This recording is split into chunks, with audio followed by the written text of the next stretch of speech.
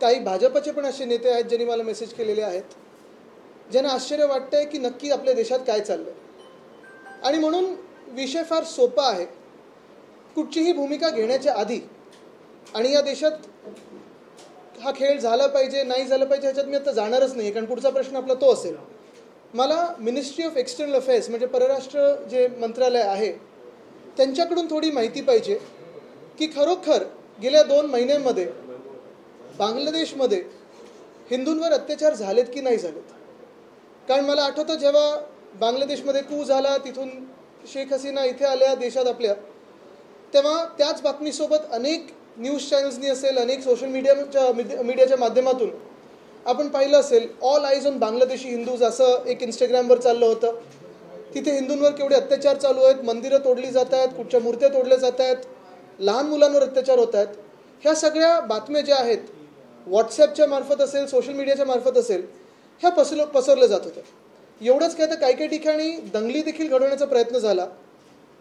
भाजपचे जे काही चहेते असतील किंवा त्यांचे स्वतःचे जे तथाकथित हिंदुत्ववादी असतील, आपल्या देशातल्या हिंदू मुस्लिममध्ये वाद निर्माण करण्याचा प्रयत्न झाला. का तर बांगलादेशमध्ये हिंदूंवर अत्याचार होतो. तसंच 5 वर्षापूर्वी मला वाटतं CA NRC त्यावेळी देखील बांगलादेशमधल्या हिंदूंवर अत्याचार होतो म्हणून हे सगळं घडवत आलं होतं. आणि हे सगळं झाल्यानंतर धक्कादायक गोष्ट ही आहे की केंद्र सरकार भाजपचं, BCCI भाजपचं, आणि जी भाजपची सोशल मीडिया इकोसिस्टम होती जी आम्हाला सांगत होती की बांगलादेशमधल्या हिंदूंवर अत्याचार होतोय, तेच BCCI भाजपचं किंवा भाजप प्रणित BCCI आता 19 तारखेपासून मला वाटतं 2 टेस्ट आणि 3 T20 या बांगलादेशबरोबर खेळणार आहे. म्हणजे नक्की आम्ही समजायचं तरी काय की जेव्हा जेव्हा निवडणुका येतात तेव्हा भाजपला हिंदुत्व आठवतं आणि आम्ही हिंदू आठवतो. आम्ही जे हिंदू आहोत आमचा वापर फक्त निवडणुकींसाठी केला जातो भाजपकडून, असं समजायचं का? कारण आपण जर ह्या ट्विट्सला रिस्पॉन्स पाहिला आणि जे खरोखर भाजपचे देखील कार्यकर्ते आहेत ते देखील जरा हैराणीत आहेत की नक्की आम्ही बोलायचं तरी काय. आणि मी विचारतो तुम्ही नक्की तुमच्यावर काय मजबुरी आहे की तुम्ही प्रश्न नाही विचारू शकत. आणि म्हणून आपल्या माध्यमातून मी MEA म्हणजे मिनिस्ट्री ऑफ एक्सटर्नल अफेअर्सना खरोखर विचारणं माझं एक कर्तव्य समजतो की गेल्या 2 महिन्यांमध्ये बांगलादेशमध्ये हिंदूंवर अत्याचार झाले आहेत की नाही आहेत, हे MEAने मला उत्तर द्यावं. I haven't written any letter to MEA. I have tweeted to them. I have tagged them in the tweet because any which ways I don't expect a response. Generally, when a minister of this BJP government is asked something, they're asked to ask for forgiveness, asked to apologize. So if you saw that with Nirmala Sitharaman ji in the other day in Coimbatore, or yesterday with a journalist with the Home Minister, so there are no answers expected. But at least in this case, where the social media ecosystem of the BJP has propagated this view that Hindus in Bangladesh have faced attacks, I would want to know from the Ministry of External Affairs whether this is true or not. If it is true that Hindus in Bangladesh are facing atrocities, attacks, injustice, then why is the BJP government and the union cabinet allowing the BCCI to play cricket with Bangladesh? माझी मागणी काही नाही, माझी मागणी बिलकुल नाही, माझी मागणी एवढीच आहे की केंद्र सरकारने याच्यावर स्पष्टता द्यावी. ही मागणी झाली पण तुम्ही तुमची भूमिका ठाम आहात का की त्याला विरोध तुम्ही करणार आहात का? तुम्ही माझं जर ट्विट पाहिलं तर मी स्पष्ट कुठेही विरोध किंवा हे विचारलंच नाही. मी एवढंच विचारतोय की हिंदूंवर अत्याचार झालेत की नाही झालेत. कारण जेव्हा जेव्हा निवडणुका येतात तेव्हा आपल्याच देशामध्ये तीड निर्माण करण्याचा प्रयत्न होतो, आपल्याच देशामध्ये हिंदू मुस्लिम वाद निर्माण करण्याचा प्रयत्न होतो. आपल्या सर्वांच्याच फोनवर आलं असेल की बांगलादेशमधल्या हिंदूंवर अत्याचार होतो. हे जर खरं असेल तर मग आपण क्रिकेट त्यांच्याबरोबर का खेळतोय, आणि नसेल तसं भाजपने सांगावं. आदित्य जी, हिंदी में जानना चाहेंगे, सवेरे आपने ट्वीट किया है बांग्लादेश क्रिकेट टीम जो यहाँ पे आई है, तो आप क्या ये चाहते हैं कि बांग्लादेश से भारत को क्रिकेट ना खेले? मैंने जो ट्वीट किया है वो बात स्पष्ट है. मैंने जो मिनिस्ट्री ऑफ एक्सटर्नल अफेयर्स है उनसे एक सवाल पूछा है कि सही में बांग्लादेश में हिंदुओं पे अत्याचार हुए हैं या नहीं. क्योंकि पिछले 2 महीनों में जब से ये हुआ है बांग्लादेश में, हमने काफ़ी सारे न्यूज़ देखे हैं, काफ़ी सारे चैनल्स पे देखा है, काफ़ी सारे सोशल मीडिया के मीडियम्स पे देखा है कि जो हिंदू है बांग्लादेश में उन पे अत्याचार हो रहे हैं, उन पे अटैक्स होते जा रहे हैं. और अगर ये बात सही है तो फिर BCCI उनके साथ क्रिकेट क्यों खेल रही है? अगर गलत है तो फिर क्या मिनिस्ट्री ऑफ एक्सटर्नल अफेयर्स हमें स्पष्टता देगा, एक क्लैरिटी देगा कि हिंदू पे अत्याचार नहीं हो रहे.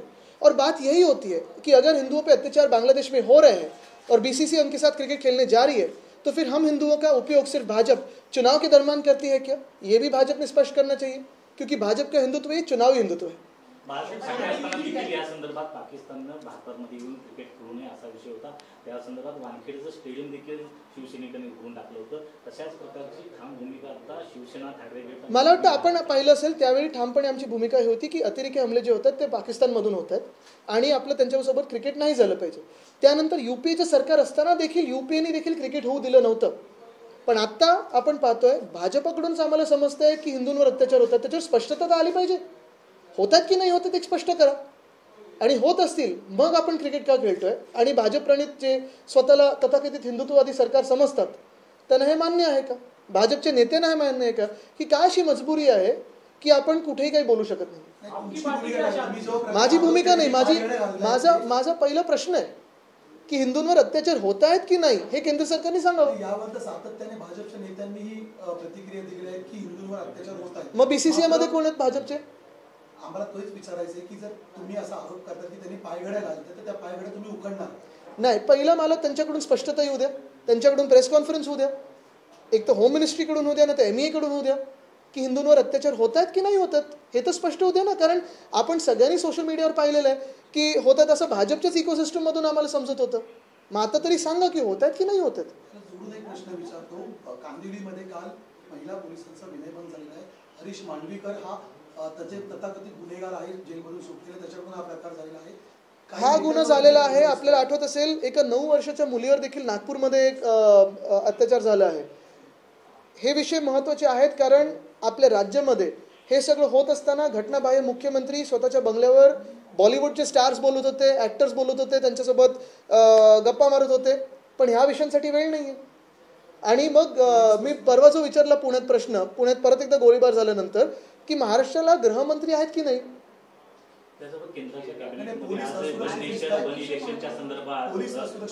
नाही पण ह्यालाच मी विचारतो ना, महाराष्ट्रात गृहमंत्री आहेत की नाही. आणि मग मुख्यमंत्री जेव्हा तारकांबरोबर असतात, सितारांबरोबर असतात, तेव्हा मग राज्याचं कोण बघणार? कारण त्यांनी तर प्रशासन सोडून दिलेलं सगळं.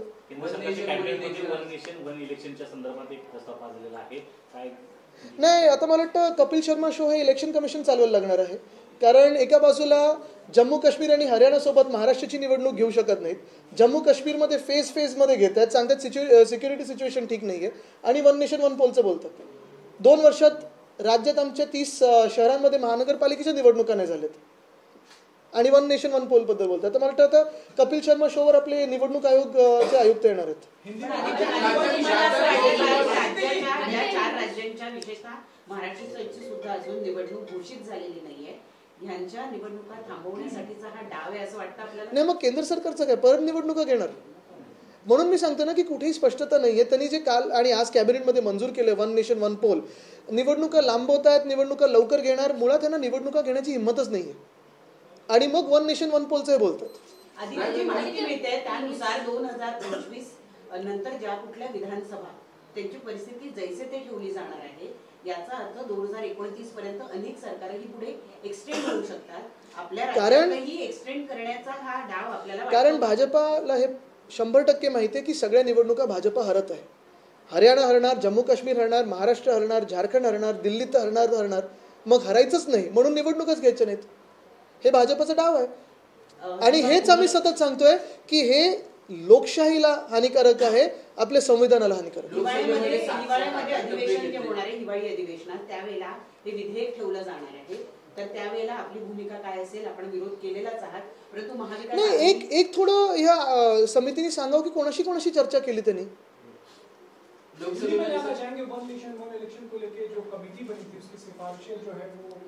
कैबिनेट ने मान ली है और शीतकालीन सत्र में ये बिल रखा जाएगा.